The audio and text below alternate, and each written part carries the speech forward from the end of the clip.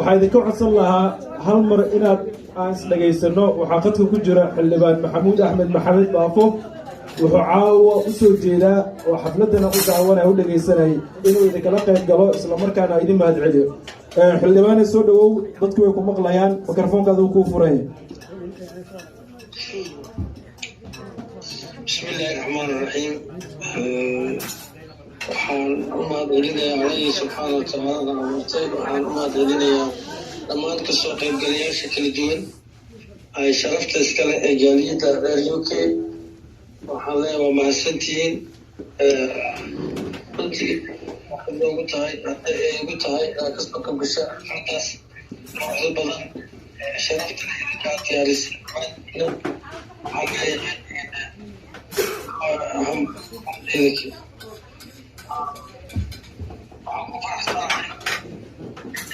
inaad dhammaantiin aad u kusantihiin inaad ka gashaan farxaddaas iyo xafladaas. dalka Soomaaliya doorashaa ka dhacday, xilli doorashaa la galay. doorashadiina gabagabay maraysaa sida hadda arkaysaan. inta dhiman allaha dhamaystiro waxaa meediyaha ka maqlaysaan ama meelaha qaar aad ku arkaysaan iyo waxa gudaha yaala ismalaha rajo fiican oo leena inay doorashada si fiican ay ku dhammaato. garooba maaragtay sidii loo soo dhisi lahaa guddoonkii baarlamaanka, guddoonadiisa, qeybihiisa kale, ku-xigeenadiisa loo gudbi lahaa guddoonkii inta guddiga doorashadii madaxweynaha loo gudbi lahaa sidii dalka loogu heli lahaa isbeddel iyo midka dhamid ah. marka waa mahadsantihiin kasoo qaybgalayaashiin dhammaan. waan idinkaga mahad celinayaa kasoo qaybgalkiina, sharafii ay tahay. waxaan jeclahay inaad door fiican aad ka qaadataan dalka dibdhiskiisa, soo laabashadiisa, horumarkiisa, siyaasaddiisa. meel kastoo aad joogtaanna aad door fiican aad ku lahaataan.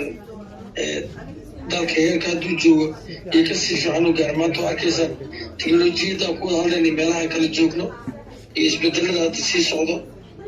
xilli hore ma aysan jirin. maalinta ka dambaysa waa sii fiicnaanayaa. maalinta ka dambaysa horumar fiican uu samaynayaa. door fiican bay ku leeyihiin dadka dibadaha joogo, diasporaha ama jaaliyadaha banaanka jooga. abaal gaar baan u haynaa. dalka dhibaatooyinkii soo maray door fiican bay ka qaateen. waxyaabo badan bay soo samata bixiyeen. wax kastoo horumar hadda la gaari door fiican ay ku leeyihiin dadkii dibadda aaday, jaaliyadaha dhammaantood intiis xilqaantay. dalka sida hadda la socotaan isagoo doorasho galay ayuu haddana wuxuu sii galay xilli abaareed oo xun. abaartan oo kale weli dhawaanaha lama arkin. haddii labadii webi Jubba iyo Shabeelle maanta ay maran yihiin, xaaladan ay sii adag tahay. waxaan rajaynaynaa dowladka ka qaadan jirta inaad ka qaadataan biyo dhaamiskiisa, gaajo bixiisa. dadka Soomaalida usoo gurmataa door fiicana ku lahaan jirteen.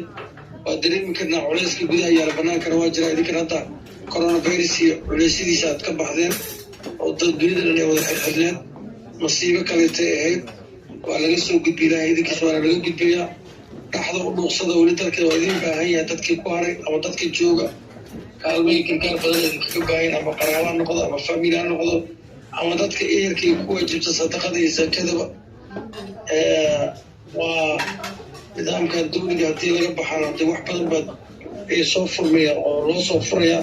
hadda laakiin waxaad moodaa kala guurkan inay wax badan xiran yihiin. culaysyo badan iyo xagga abaaraha ay ka jiraan. abaarta waa sii ziyaadaysaa. usoo duceeya alla usoo barya.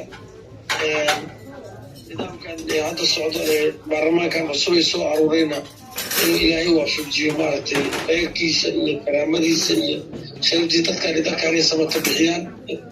heerka hadda la joogo heer ka fiican in la sii gaaro. ducada iyo isku soo kabna iyo talada wanaagsan. qof walbana wanaagga ha ka qayb qaato.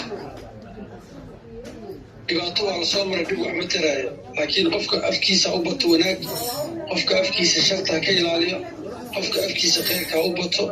waxaa midka kale u sheegaya inuu ka celiyo maaragtay dalkoo la habaaro ama shar loo saraadiyo ama dhibaato loo saraadiyo waxuu horumar samayn karaa maaha.